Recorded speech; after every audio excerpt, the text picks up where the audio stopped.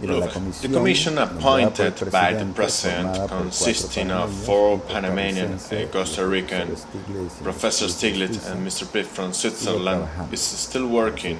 We have submitted a progress report with a series of very specific recommendations for consideration by the government, as stated the decree.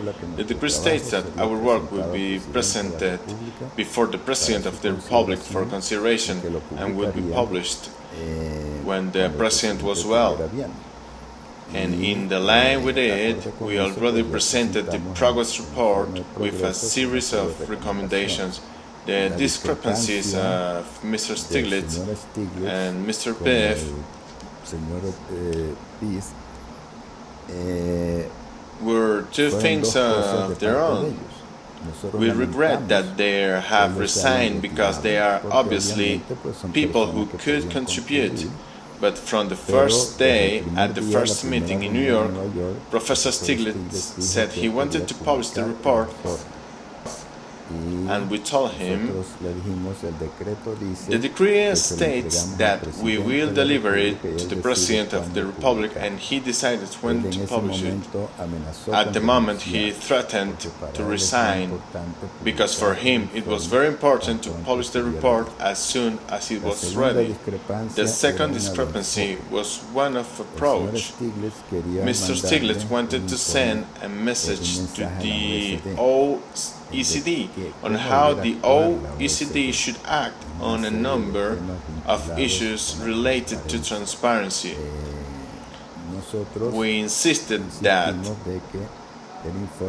report was for Panama. My recommendation is for Panama. Those are the 2 discrepancies of approach with Professor Stiglitz.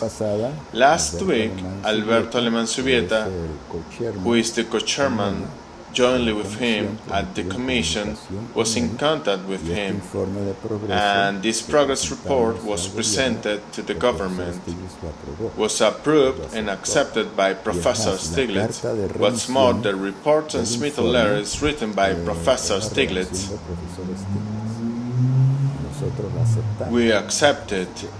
So this letter was used to submit the progress report to the government. That was until Thursday night, late night. We were surprised that the next day he resigned without having told us nothing. Regarding to Mr. Pieth, he is Swiss, and he from the beginning acted as an advocate of what the OECD wants. He had spoken with authorities in Europe of OECD, and he came as their messenger on what they wanted. This even that Panama had to do the things they were saying. I had there a couple of disagreements with him, but indicated him that although the OECD countries, in all fairness, want their citizens to pay taxes in their countries and do not hide their money offshore, we want to collaborate with it in the most transparent way, but at the lowest possible cost to Panama. He even at one point said that the banking center of Panama must be destroyed. Well, that's his opinion, but that is not our opinion as Panamanian. Panama's banking center does an excellent job.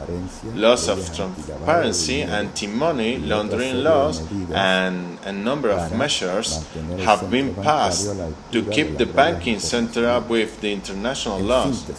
In short, what the other commissioners, who are 5 and we continue working, want is to advise Panama on very specific measures Panama should take to be aligned with the international legal requirements that are also evolving.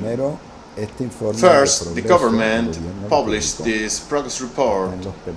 It is in the newspapers in recent weeks. The government has not hidden anything. which is what they claim. They accuse the government of intending to hide. The government does not want to hide anything. Simply thus, they have to accept that this is the responsibility of the government how and when to make public knowledge of those things. Secondly, regarding international effect, well, yes, there are some questionings because they are international renowned gentlemen. But I think that's not a big deal. Here are two elements. First, the immediate effects of information. Second, the technical side of meeting the things that the OECD is requesting, which Panama has already partially fulfilled and will continue doing so, and taking into account our recommendations. Again, the government has not stopped to wait for our recommendations. The government has been acting in a series of measures to bring Panama up to speed on the international situation. The issue of legal services is a very small percentage of the Panamanian economy. Much more important was the opening of the third set of locks, which is important for the world and the world trade, and is a significant part of economic base of Panama. At that time, 900 correspondents came to witness the opening ceremony, as well as many heads of state.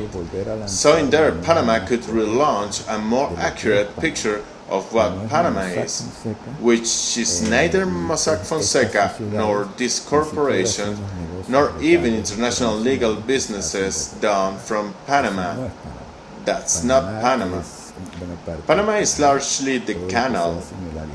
Everything is done at the airport with all the connectivity of America, which is already 5% of national product. Telecom connectivity with optical fiber, submarine communication cables, which are the most important in Latin America and passing through Panama. Based on these three connectivities, in 26 activity which the banking system is part of, there has been generated the growth and dynamism of Panamanian economy, which today is the fastest growing economy in Latin America. So this will continue because this is one of the base of the economy, and not on the opinion on this gentleman that, of course, can cause a bit of temporary image trouble, but they are neither the beginning nor the end of the Panamanian reality.